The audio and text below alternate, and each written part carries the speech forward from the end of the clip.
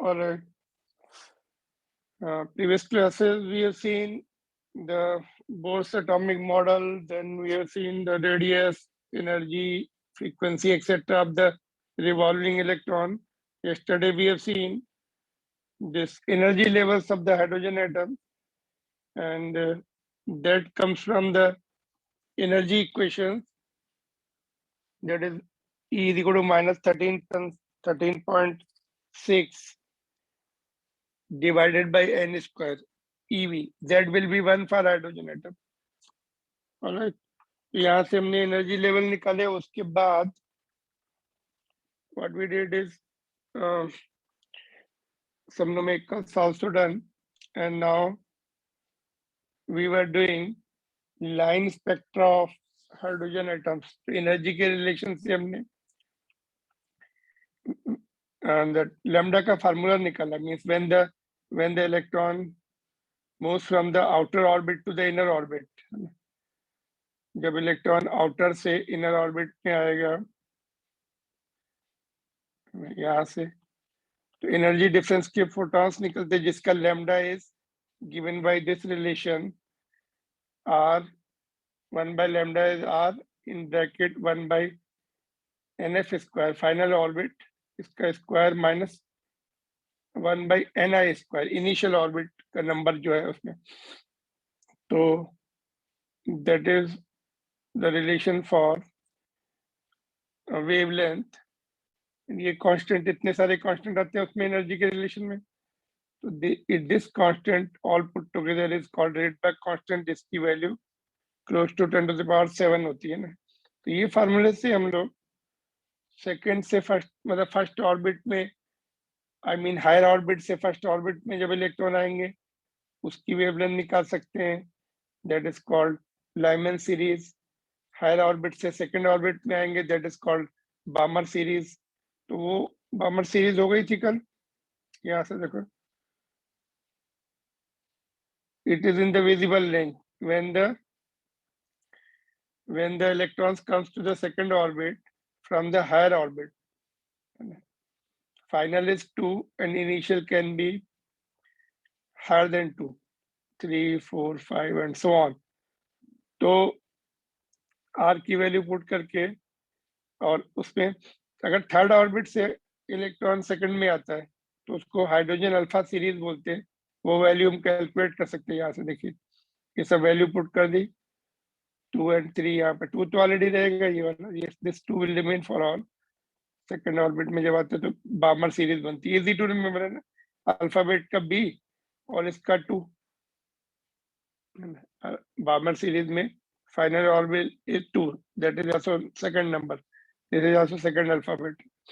n can be any value. तो अगर हमने n3 लिया हुआ है तो ये वैल्यू आ रही 6. Lambda is coming 6. It is in the visible range, you know.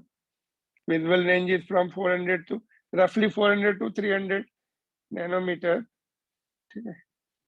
और ऐसे ही N4 लेंगे तो hydrogen beta series and so on. 6 के लिए डेल्टा. एन सीरीज लिमिट क्या है? When n is infinitive, उससे बाहर नहीं जा सकते. That is the limit end of that. n infinitive लेने से lambda is minimum, because energy difference will be maximum, frequency will be maximum, therefore lambda will be minimum. That is called series limit. This is also close to the visible range. Most of the range, most of the radiation will be remaining in the visible range, you know? Therefore we call it the radiation received is in the visible range. We can see that. This was done.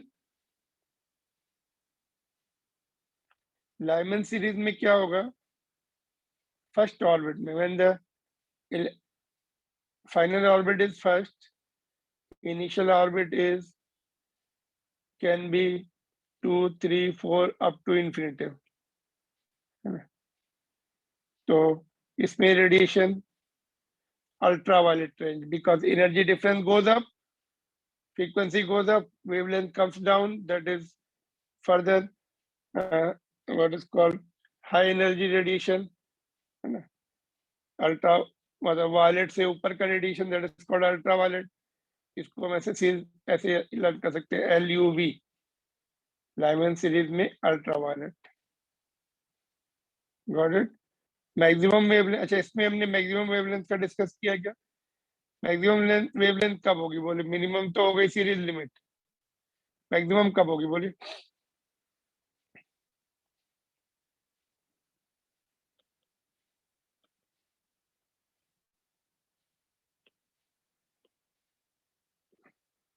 When energy difference is minimum, difference minimum कब होगा? जब n should third be 3, orbital में। yes, n should be 3 when n is equal to 3। तो calculate कर सकते हो 3, अरे ये निकाला तो है हमने, ये यहाँ पे देख, लैम्डा मैक्स कितना आएगा? 656 नैनोमीटर, ठीक है, ये ऑलरेडी निकला था, है ना? तो but difficult to remember, you can just do it. इसकी वैल्यू 10⁻7 लेके यू कैन फाइंड आउट। तो सिमिलर टू दिस, मिनिमम के लिए मैक्सिमम के लिए n should be next number और that comes to be 1216 A0 में लिखा है, नैनोमीटर में भी कन्वर्ट कर सकते हैं डेसिमल लगा के। एंड सीरीज लिमिट में n has to be infinitive, तो ये तो टर्म पूरा 0 ही हो जाएगा और lambda will B 1/r, 1/r जब कैलकुलेट करेंगे तो it comes 912 A0 which is 91.2 nanometer, both happen to be in ultraviolet। ठीक है, सिंपल है ये, already done in chemistry also, है ना। Next 3 series are the they contains in next 3 series में, फर्दर हायर सीरीज में energy difference goes down, therefore frequency goes down, we get the low energy radiation called infrared, infrared मिलेगा आपको। Third one is the Paschen, जिसमें final orbit has to be 3, initial will be 4 5 6 up to infinity, ठीक है। तो in this low frequency, that is infrared radiation will be there. Similarly, fourth one will be bracket, उसमें भी infrared मिलेगा because energy difference decrease हो जाता है। Final orbit is 4, initial can be 5 onwards up to infinitive, and last one is the P fund series, and इसमें भी infrared रहेगा। Final orbit will be 5, initial will be more than 5, 6 onwards and so on। इसमें P fund में यहाँ भी F आ रहा है और 5 भी F से स्टार्ट होता है ना, तो we can just remember P fund में फाइनल ऑर्बिट है टू बी 5, है ना, क्लियर। तो ये आपको you have to remember this.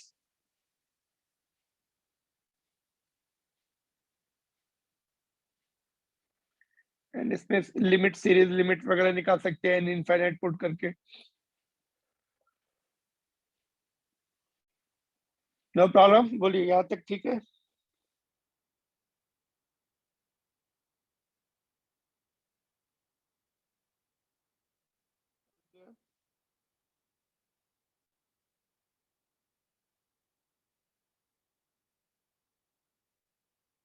Response coming, is there a problem of audio?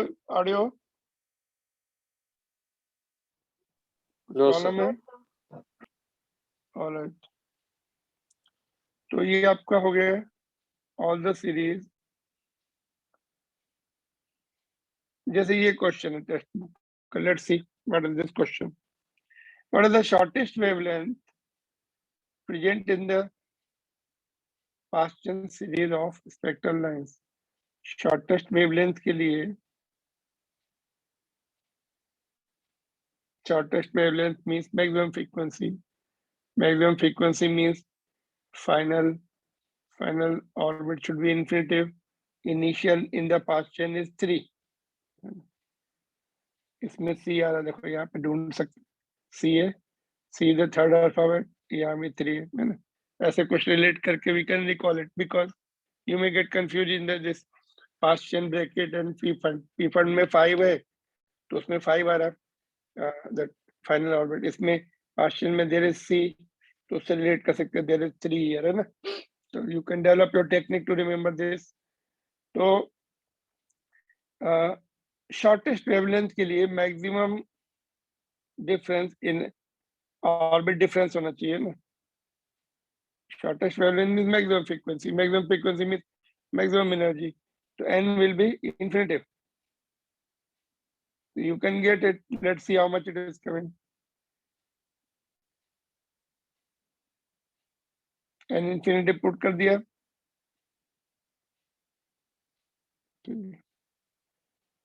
तो क्या बचा अपना यहाँ पर,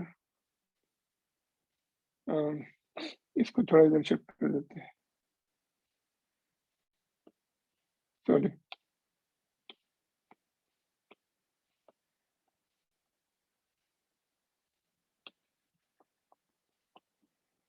तो इसमें पुट कर देंगे. ये तो टर्म 0 हो गया तो r/9 आ गया यहाँ पे.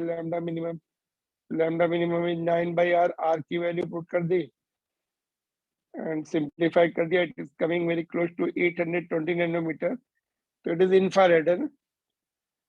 up to roughly 700 nanometer is red, and if wavelength goes up, frequency goes down. After that, inferior to red in terms of energy and frequency. Infrared. ठीक है.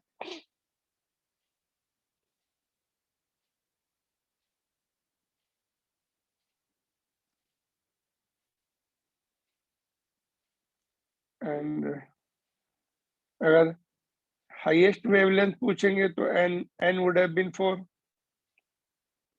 है ना. तो that you can do. Ratio अगर पूछूं मैं, what is the ratio of highest and lowest wavelength, maximum and minimum wavelength in past chain? तो lambda max upon lambda minimum. ठीक है. Then don't calculate like this. R के terms में निकालो, divide कर दो है ना. R के टर्म्स में निकालो और डिवाइड कर दो. Don't keep calculating up to the last. यहाँ पे R will get cancelled, so that will be easier. ठीक है. Let me see R max and R minimum का है क्या. I mean lambda में past chain का ही है, देखो है ना. Find the ratio of longest and shortest wavelength. It will come 16/7 आ रहा है क्या. कैलकुलेट करके देख लेना है ना. It should be coming 16/7. ये आंसर आना चाहिए. lambda max upon lambda minimum.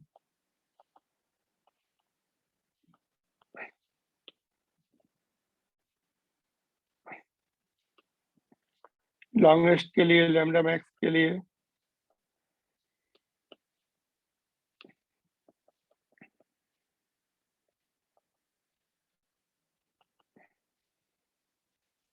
Nine और ये 16 हो जाएगा ना. n is equal to 4 put करेंगे है ना. तो ये आपका r 9 into 16 और ये आपका कितना बचेगा यहाँ पर 7. और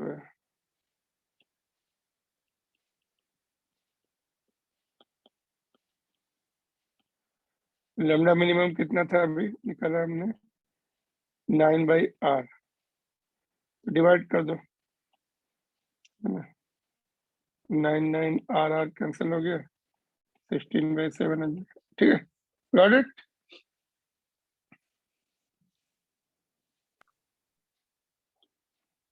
तो इस तरह की क्वेश्चन भी पूछ सकते हैं. इसमें कैलकुलेशन थोड़े कम हो जाएंगे. तो You can do it fast.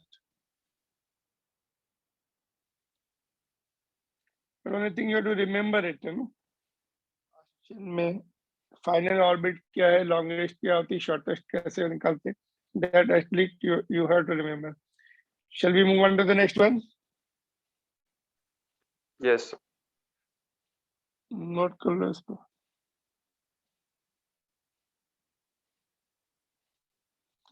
So there are holidays for New Year's. For next 3 days there is no class. कल नहीं है, Friday, Saturday, Sunday we don't have the class. Physics and other subject also. ठीक है.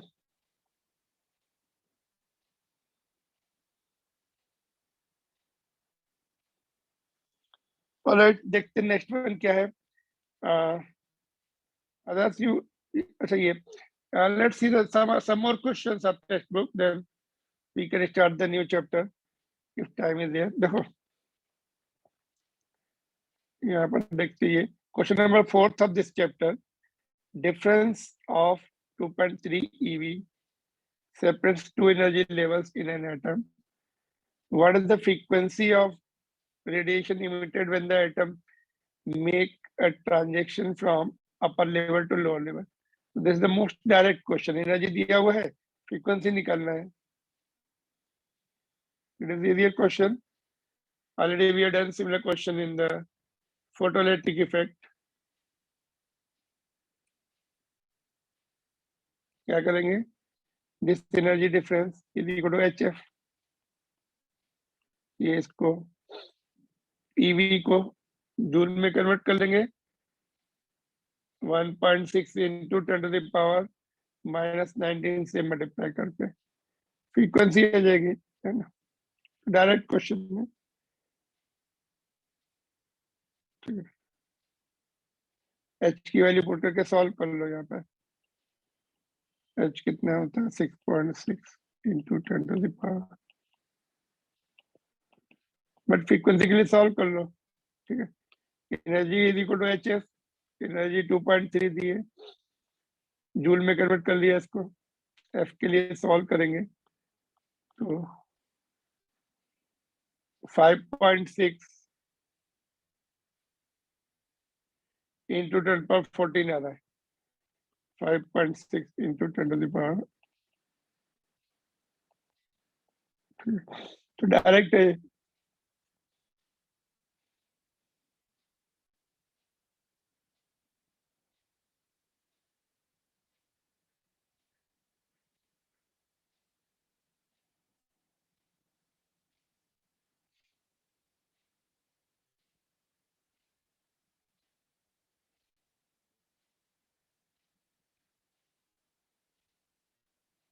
This was question number 4. 5 कैसे करेंगे तुम?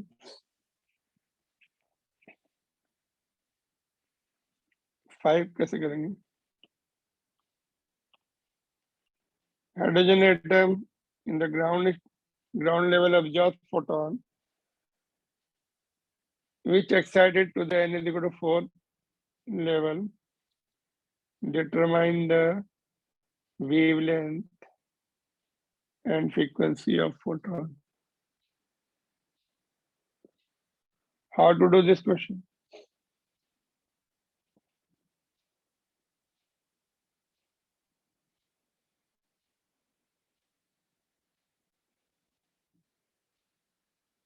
Lambda निकाल लेंगे और C equal to F lambda से. फ्रीक्वेंसी निकालेंगे सी बाई लैम्डा से. लैम्डा कैसे निकालेंगे बोलो? इजी मेथड क्या है लैम्डा का? How to get the lambda? Can you use this? ये 1 बाई लैम्डा वाला इससे निकाल सकते हैं. हाइड्रोजन है, ग्राउंड स्टेट में है, ये 1 हो जाएगा. 1 square minus 16 n is equal to 4. 16 हो जाएगा. यहाँ से निकाल सकते हैं आर की value 1.09 into 10 to the power 7 put करके, है ना. और you can find out n is equal to, इससे भी निकाल सकते हैं. देखो energy in fourth orbit will be minus 13.6 into N divide by N square है ना, तो 16 से 0.85 कुछ आया था एनर्जी लेवल्स में, देख लो ईवी में है ना 1.6 इंटू 10⁻⁻19 से मल्टीप्लाई करना पड़ेगा ना, तो जूल में आ गया तो फिर आपको E4 आ जाएगा। तो एनर्जी डिफरेंस निकाल लेंगे E4 minus E1, that will be equal to H, frequency आ जाएगी उससे लैम्डा जाएगा। कैलकुलेशन थोड़ा ज्यादा है। E4 एनर्जी लेवल देखें यहाँ पर, डायरेक्ट एनर्जी लेवल अगर आपको लर्न है, कहाँ पे थे फोर्थ का एनर्जी लेवल्स 0.85, तो either you use the first 1/λ वाला रिलेशन, बट उसमें आपको डाउट ये आएगा, देखो 1/λ में यू में आर्ग्यू सर वो तो हायर ऑर्बिट से लोअर ऑर्बिट में है ना, और यहाँ से रिवर्स सेक्शन हो रहा है, लोअर से हायर ऑर्बिट में जा रहा है इलेक्ट्रॉन, बट एनर्जी डिफरेंस तो वही रहने वाला है ना, एनर्जी डिफरेंस तो वही रहने वाला है, तो उतनी एनर्जी देखो what happens, see are you there, what happens, Yes, sir. Yes, sir. देखो क्या होगा जब फोर्स से, यहाँ पे फोर्स है एन इज इक्वल टू 4, यहाँ से इलेक्ट्रॉन नीचे आ रहा है ना, तो जितने एनर्जी डिफरेंस है उतने का रेडिएशन होता है।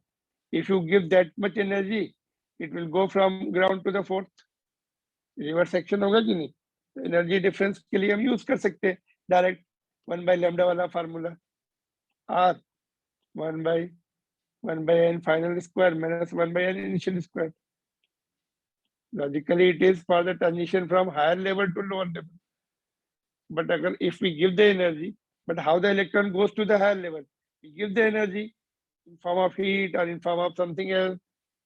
तो वो higher energy level में जाके reverse वापस आता है। तो we can't we use the 1/λ formula? We can use it, है ना? तो energy difference मिलने से, so you can do it with the various method. जैसे ये question है, चलो अभी ये करते हैं, नहीं, let's ये complete कर सकते हो तुम, है ना? Question number 6 you can see and do it. Calculation थोड़े से रहेंगे, you have to do in any case. Line spectra का देखो ये डायग्राम बनाया, सभी जो सीरीज हमने सीखी है उसका ये डायग्राम बनाया, देखिए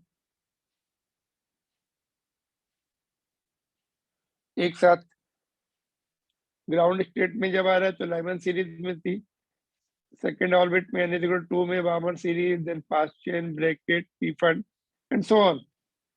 ठीक है, पीफन का नहीं दिखा इसमें। Energy levels are also shown.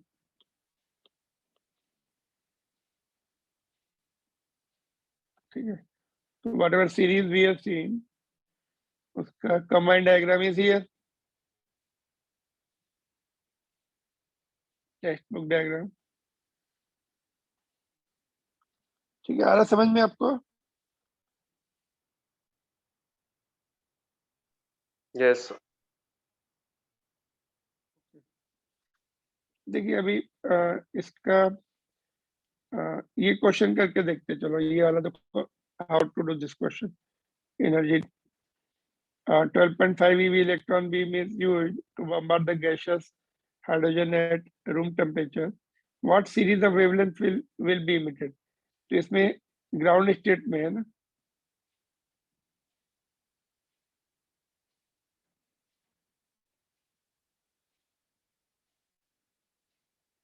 ground state room temperature but generally remains at the ground state, so we assume it is in the ground state, and यहाँ से कौन से on which orbit it will reach, whether it will go to 3 or it will go to 4। तो कैसे पता लगेगा? Energy difference देखते हैं, थर्ड एंड 1 एंड 3 का एनर्जी डिफरेंस देखते हैं।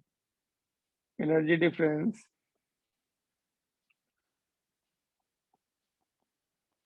वन एंड 3 का, तो E3 माइनस E1 है ना।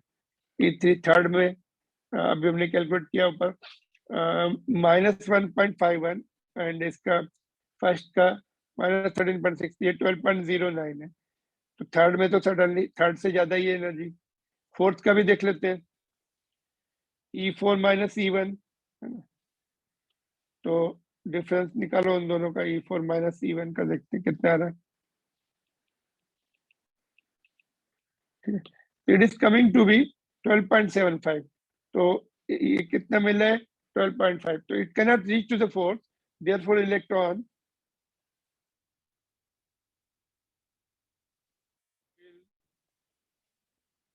go to third orbit. इतनी एनर्जी मिलने के बाद थर्ड तक पहुंच जाएगा, maximum third orbit. Go to maximum up to third orbit, go to maximum up to third orbit.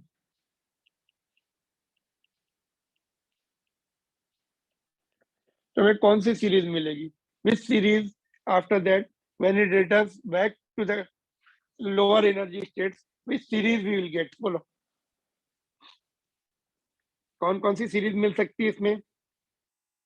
It can directly come to the ground, or it can go to the 2 and 2 to 1. So we can have the 3 spectral lines, है ना। 1 तो Lyman series मिल गई, ये बामर series and 1 more Lyman series, total 3। तो निकालना पड़ेगा अभी। Can you do Lyman series के 2 मिलेंगे आपको, एक तो ये डायरेक्ट वाला और एक ये वाला एनर्जी डिफरेंस से, है ना। इसका एनर्जी डिफरेंस ले लो 1.51, इसका तो ये एक तो यही मिल जाएगा डायरेक्ट। इतनी एनर्जी डिफरेंस नहीं ले सकते हम, इससे लेना पड़ेगा ये 12.09 से। बामर सीरीज निकाला तो था हमने, वाला तो निकाला था, कुछ कितना आया था वेवलेंथ का? 12 पॉइंट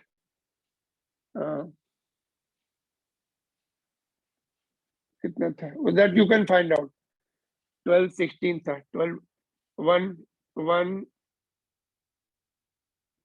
122 लिख सकते हैं इसको, 122 दिया होगा। बामर सीरीज का भी हमने मिनिमम निकाला था, 656 निकाला था कि नहीं? ये वाला निकालना पड़ेगा आपको। ये देखो आंसर देखते इसमें।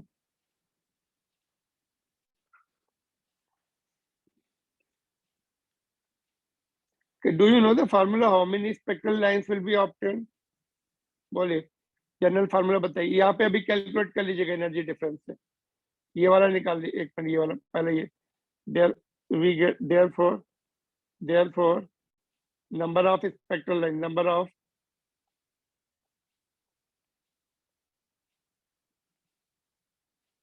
क्या फार्मूला होता है? Do you know? केमिस्ट्री में है, क्या फार्मूला होता है number of spectral lines if the electron is in nth orbit? किसी को पता है फार्मूला? n-1/2। n क्या है? Maximum orbit up to 3, third में है, 3 into 2 upon 3 into 3 minus 1 upon 2, 3 series 3 spectral lines मिलेंगी। एक तो ये है आपकी, एक ये, एक ये, ठीक है। तो ये फार्मूला होता है number of spectral lines calculate करने का if electron is in nth orbit, when electron is in nth orbit. ठीक, तो ये 3 टोटल नंबर पता लग गई। अभी 2 तो ऑलरेडी हमने कैलकुलेट किए, फर्स्ट वाली नहीं किए।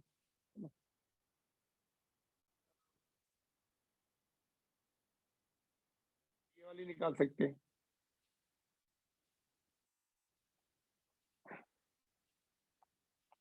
3 to 1 वाला, E31, E3 minus E1, तो ये आपका आ गया।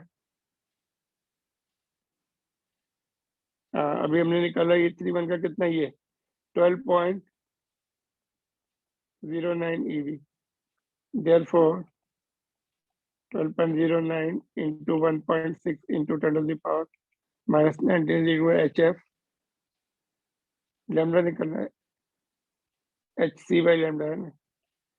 या फिर उससे निकाल लो,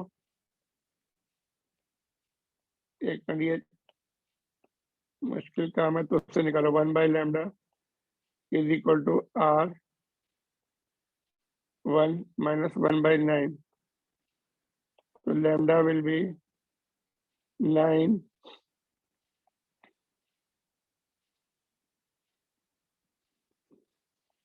by 8r. 9 by 8r 1.097 into 10 to the power 7. तो ये आपका आ जाएगा, if you solve it 100 and कितना दिया है, 103 नैनोमीटर 103 नैनोमीटर। लाइमन है ये,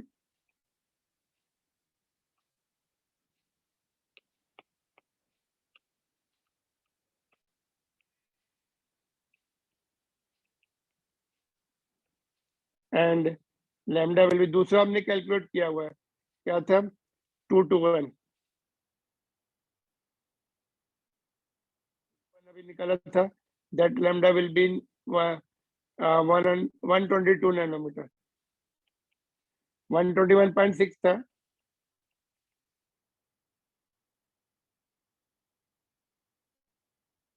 और 3 to 2 सीरीज हो गई। ये कौन सी हो जाएगी, बामर,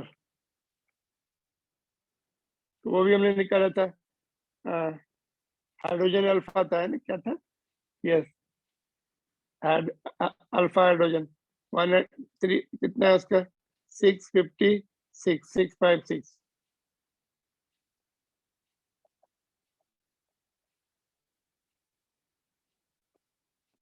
Are you there or not? Line पर? Yes, sir. Okay. ये थोड़ा सा लेंदी रहते हैं calculation, but you should have the idea how to get this, है ना।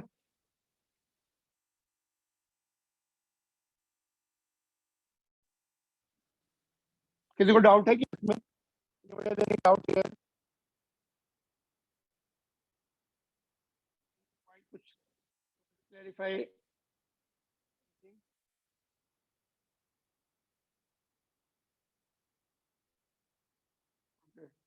No response coming. देखो this we can leave this question, ये भी छोड़ सकते हैं।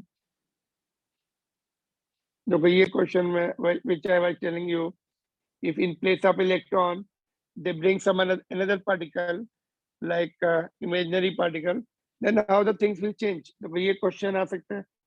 Question number 17, obtain the first Bohr's radius and ground state energy of the muonic hydrogen atom, that is an atom in which the negatively charged of mass 207 times of mass of electron orbits around the proton। मतलब ये electron की जगह muon is orbiting, जिसका मास जो है 207 times of mass of electron है। Things will change. Orbit radius, radius already we know, first orbit कितनी होती है, 0.53 not, 0.53 into 10 to the power -10। But mass जो है, if you see that relation of radius, उस दिन हम लोगों ने लिखा था मास की पोजीशन कहाँ है रेडियस में, डिनोमिनेटर में है, तो we have to divide. Now electrons का मास जो है उससे 207 टाइम्स है, तो you have to divide by 207, तो it will be reduce by this factor, है ना। इसको सॉल्व कर लो।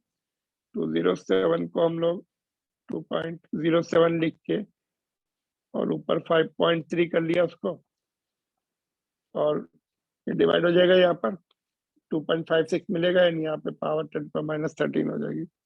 तो radius is further going down,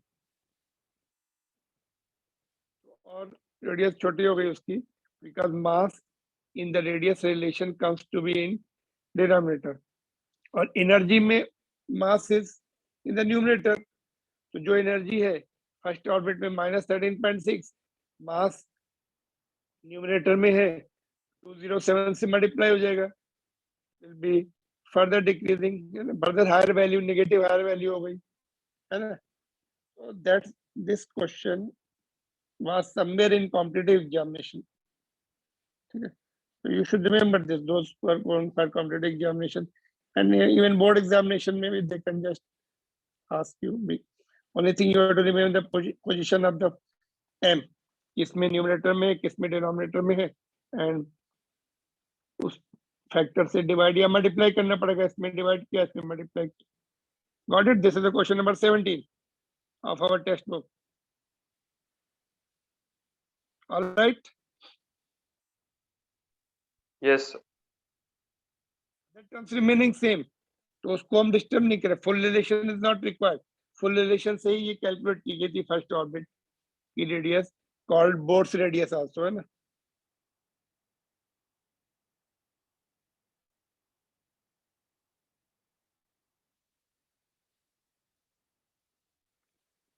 Okay. Okay, finally we'll do this question and then move on to the next chapter. ये question बताइए. चलिए. Energy of 24.6 eV is required to remove one of the electrons from the neutral helium atom. Energy in EV required to remove both the electrons from the neutral. एक निकालने के लिए 24.6 है, दोनों निकालने के लिए कितना है? बोले.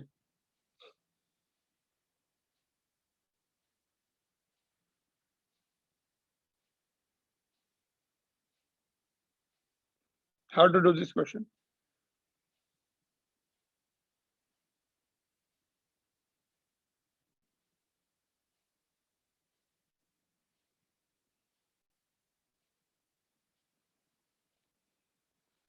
ओके.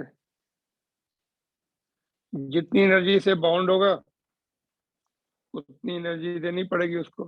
तो this question can be only for board. In board examination we get only for hydrogen atom. यहाँ पे हीलियम है ना ये, तो competition point of view, but your common sense also is tested here. Not only this formula, but your common sense also. Is it double? First निकालने के लिए 24.6 इसको निकाल दिया, दूसरे निकालने के लिए same or more? Some more.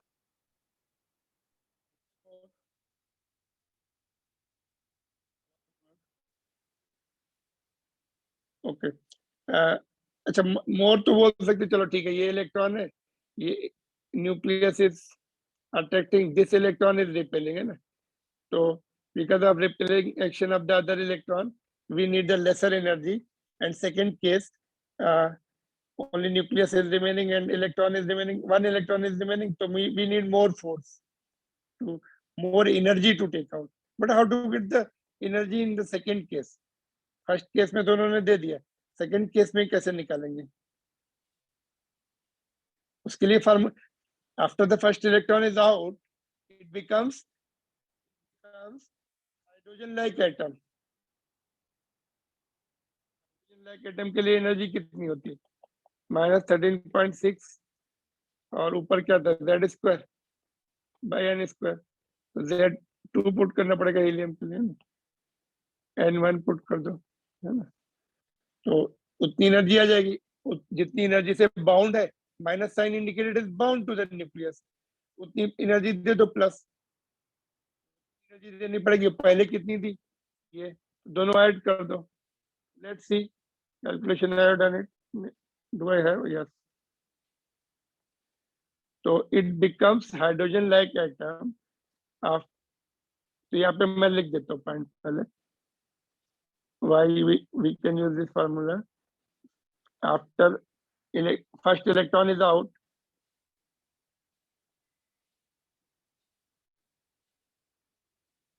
after one electron is out,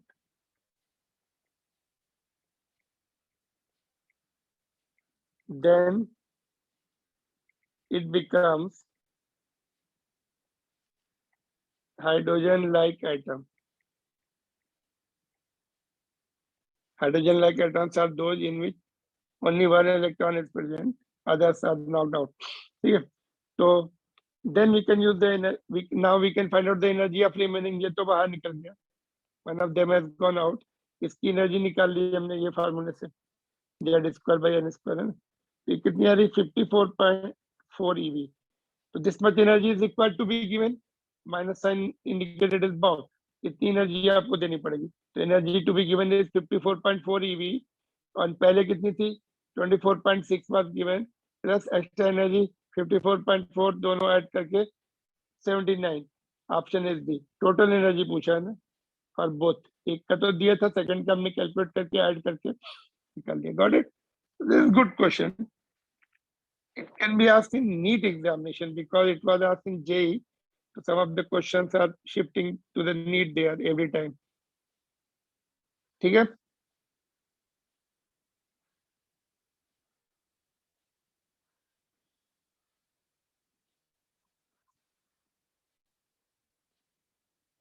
Are you there? Yes, sir. Okay. One more point I will tell you, then we can wind up or we can start the new chapter. New chapter का time नहीं है. Okay. एक point, let me tell you, it is interesting point, even if it is extra point. Useful for the JEE and NEET only. It is deleted from the course. देखो, that ये point देखो, जो bourse का second postulate था, first and second postulate, stationery orbit का जो concept था, किसने प्रूव किया? डी ब्रॉगली ने प्रूव करके दिखाया. स्टेशनरी ऑर्बिट्स थी ना, तो उसने, डी ब्रॉगली ने क्या बोला कि ये जो सर्कमफ्रेंस है, ऑर्बिट्स की जो रेडियस है, only those orbits will be electron only in those orbits will not radiate. It will be stable, in which angular momentum is nh upon 2 pi, and these are called stationary orbits. ऐसा बोला था वो उसने. तो stationery orbits का मतलब ये है, orbit that orbits in which nodes and anti-nodes बन जाए, because later on de Broglie found that moving electron will also produce the Broglie wave. Broglie wave से एक wave हो गई, देखो ऐसा, one wave, this is other wave, and this is next wave, like this, total 4 wave दिख रही हैं. तो इनकी जो wavelength है should be integral multiple, lambda should be integral multiple of circumference. I mean circumference should be 2 pi r should be integral multiple of circumference. Sorry, 2 pi r circumference जो है, it should be integral multiple of de Broglie wavelength. this is the one wavelength है ना, तो close fitting हो जाए उनमें, मतलब उनकी जो circumference है, either 1 lambda 2 lambda 3 lambda, उससे क्या होगा, नोट्स एंटी नोट बन जाएंगे. देखो ये 1 ऐसे बन गई, तो यहाँ से ये स्टेशनरी वेव, ये नोट्स है आपका, और ये एंटी नोट्स है, तो जिसमें कंप्लीट क्लोज हो जाते हैं. They are all completely closing with the nodes and antinodes, है ना. तो उसके लिए क्या कंडीशन बताई उसने, डी ब्रॉगली ने, उनकी जो सर्कमफ्रेंस है, ये सब नहीं लिखना, जस्ट की पॉइंट पे देखते हैं. Circumference should be integral multiple of de Broglie wavelength. तो उसमें क्या होगा, it will be completely, it will become stationary waves. अभी देखो ये स्टेशनरी वेव बन गई, नोड एंड डी नोड से. तो स्टेशनरी वेव्स में एनर्जी रिलीज नहीं होती है, they don't release the energy, है ना. स्टेशनरी वेव्स में एनर्जी कन्फाइन हो जाती है बिटवीन द टू नोड्स. ये नोड दिख रहा है ना. तो it will not radiate in such what is called, in such orbits they will form the stationary waves, and since there is no energy transfer in the stationary waves, पढ़ा था हमने mechanical waves में 11th में, that is the concept here, nodes and anti-nodes का. तो 2 pi r should be equal to n times of the integral multiple of the de Broglie wave. de Broglie wave का formula क्या h upon mv होता है ना, but lambda is de Broglie wavelength is h upon mv. तो ये value हमने put कर दी यहाँ पर और इसको हमने सिंप्लीफाई किया टू mvr, v को इधर ले आओ, mv इधर ले आओ, 2 pi को नीचे भेज दो, है ना. तो mvr is equal to nh upon 2 pi. That is the second postulate of the Bohr's second postulate, है ना. तो de Broglie shown the proof of that, which was given by Bohr's second postulate, है ना. He could not prove his his own postulate, but later on de Broglie, after giving the concept of de Broglie wavelength, dual nature of matter, got it. So this is now, this time it is in the deleted part, otherwise it is important for Board's examination. So now you can just leave this because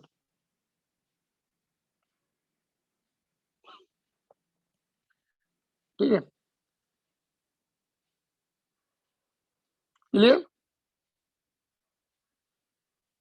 So that's how that certain orbits don't radiate the energy, even if it is the accelerated motion of the charge. Radiation के लिए क्या होता है? Accelerated motion of charge will radiate the electromagnetic waves. Accelerated ascent, circular motion is the accelerated motion, है ना. तो then also it is not because of forming of stationary wave. ठीक है. All right. Are you there? Yes, sir. Yes, sir. Yes, sir. So we don't have the time to start the new chapter. So we can do 1 or 2 numericals more and then wind up. Next, on Monday, we'll start the new chapter, nuclei. And then semiconductor will be 2 chapters are remaining as per the board. But JEE point of view से थोड़ा सा और भी है points. Communication है, but that is a small chapter. उसको खुद कर सकते हैं. देखो, let me give you one more question. ये वाला एक क्वेश्चन ये करते हैं, ये वाला. This is purely for JEE and NEET. देखो,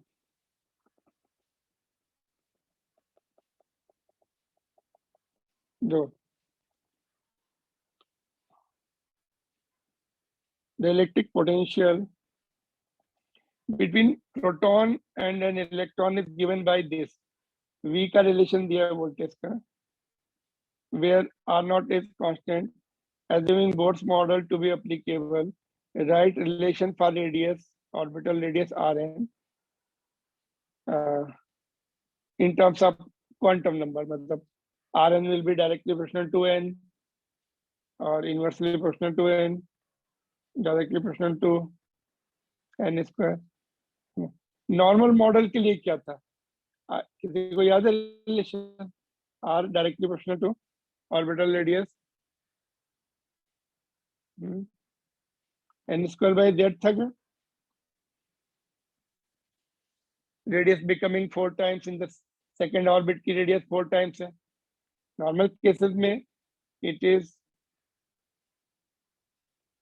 n square by z होता है ना, means n square. But will it be here also? Will it be option C or different option? But उन्होंने ये condition दे दी है, ये वाली condition, है ना. पोटेंशियल का जो रिलेशन है लॉग के टर्म्स में, अदरवाइज पॉइंट चार्ज का पोटेंशियल कैसा होता है? KQ by R स्क्वायर होता है, ऐसा कुछ नहीं. KQ by R याद है इलेक्ट्रोस्टैटिक्स का. So this condition is different. So we have to go back to the basics again to get the relation for R. तो कैसे निकालेंगे? फोर्स निकालना पड़ेगा, है ना. उसके बाद फोर्स को that will B centripetal force, उसको mv स्क्वायर बाय r से इक्वेट कर देंगे फोर्स को, तो r मिल जाएगा. हमें r का n के टर्म्स में रिलेशन मिल जाएगा. फोर्स कैसे निकालें? How to get the force here? वो रिलेशन भी फोर्स से निकाले गए थे, है ना. mv square by R is equal to k q1 q2 by R square, ऐसा निकाला था और सेकंड पोस्टुलेट यूज करके निकाला था, है ना। तो यहाँ पर फोर्स पहले निकालना पड़ेगा, what kind of force it is. Force निकालने के लिए पोटेंशियल एनर्जी निकालनी पड़ेगी, ये पोटेंशियल है और पोटेंशियल को अगर हम चार्ज से मल्टीप्लाई करते हैं Q into V, potential energy मिल जाती है। पोटेंशियल को डिफरेंशिएट करेंगे du बाई डी आर, तो हमें फोर्स मिलेगा, माइनस माइनस भी होता है ना, फोर्स मिलेगा। उसको फिर M V square by R से इक्वेट कर देंगे तो आर का रिलेशन मिल जाएगा इनके टर्म में। तो ये थोड़ा सा लेंदी है, लेट्स डू इट। तो हमने पहले U निकाल लिया, Q इंटू वी। Q कितना इलेक्ट्रॉन है, इलेक्ट्रॉन का चार्ज माइनस सी पोटेंशियल एनर्जी है, स्केलर क्वांटिटी है, माइनस चार्ज E पुट हो जाएगा यहाँ पर, और V को एज इट इज पुट कर दिया हमने, यहाँ से डिफरेंशिएट कर दिया तो V नॉट, ये E, ये माइनस, यहाँ पे माइनस माइनस माइनस प्लस हो गया, देखो यहाँ पे माइनस है, ये भी माइनस है, प्लस हो गया। ई वी नॉट, इसका डिफरेंशिएशन क्या होगा, लॉग आर का डिफरेंशियल, लॉग आर का डिफरेंशियल क्या होता है बोलो, 1 by if I ask you. हाँ, ये नहीं, कांस्टेंट भी है ना, देखो log D D x of log x by two, अगर ऐसा होता तो चेन रूल लगाना पड़ेगा, 1/x/2 इंटू 1/2, ऐसा आएगा। कांस्टेंट को भी बाद में उसको भी करना पड़ता है, यस सर नो। yes, तो टी मानना है, इसको पूरे को टी मानना, तो 1/t और dt/dt आ जाएगा, यहाँ पे dt/dx आ जाएगा, तो 1/2 भी हो जाएगा जरा। ये थोड़ा सा ध्यान रखना पड़ेगा आपको, चेन रूल होना। मैथ्स के लिए प्रॉब्लम नहीं, बायो वालों के लिए थोड़ी सा, तो इस तरह से करा है। तो r/r0, और ये इसको फिर से किया तो 1/r0 बचेगा, और नॉट कैंसिल हो गया, है ना? तो ये आ गया, फोर्स का रिलेशन आ गया। नाउ इसको this provide the centripetal force, इसको mv स्क्वायर बाई आर से इक्वेट कर दिया, this force is equal to mv square by R, therefore this force provide the centripetal force, ये वाला फोर्स यहाँ पुट कर दिया, it should be equal to centripetal force mv square by R. तो R getting cancel, तो v का रिलेशन मिल गया, है ना। और ये पूरा कांस्टेंट है, देखो v का रिलेशन फुल ये कांस्टेंट है, इसमें e भी कांस्टेंट है, v नॉट भी कांस्टेंट है, यहाँ पे दिया होगा v नॉट, इन्होंने नहीं दिया तो v नॉट इज कांस्टेंट, और m भी कांस्टेंट है, मास ऑफ द इलेक्ट्रॉन। तो now we can use second postulate, mvr is equal to nh upon 2 pi. तो ये v भी कांस्टेंट है, v कांस्टेंट है, ये सब कांस्टेंट है, तो r directly proportional to n, ठीक है। तो मल्टी कॉन्सेप्ट क्वेश्चन है ये, एक्चुअली मल्टी कॉन्सेप्ट क्वेश्चन है, you have to remember so many concepts, but good question. आपका रिवीजन हो गया ना, पोटेंशियल एनर्जी कैसे निकालते हैं, चार्ज को पोटेंशियल के साथ मल्टीप्लाई करके, फोर्स कैसे निकालते हैं, डिफरेंशिएट करते हैं पोटेंशियल एनर्जी के रिलेशन को, और ये चेन रूल वाला डिफरेंशिएशन है ना। उसके बाद इस फोर्स को सेंट्रीपिटल फोर्स के साथ इक्वेट कर दिया, this provide the centripetal force, this force provide the centripetal force, this force provides centripetal CPF, so therefore centripetal force mv square by r is equal to this one। तो यहाँ से हमें पता लग गया v कांस्टेंट है, v constant है तो सेकंड पोस्टुलेट से हम डायरेक्टली बोल सकते हैं, है ना, ये सब कांस्टेंट हो गए, तो r directly proportional to n, तो a ऑप्शन है। तो so many points are there, and ठीक है, all right।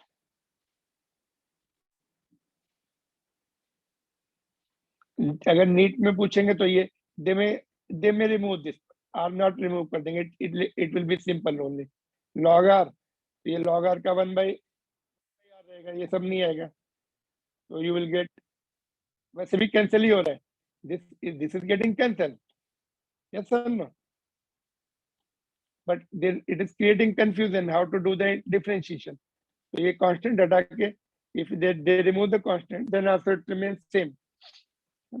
Then it is slightly easy. So that's all. We'll continue. We'll start the new chapter on Monday. Last 2 chapters remaining. ठीक है? Yes, sir. Okay, then we'll wind up now.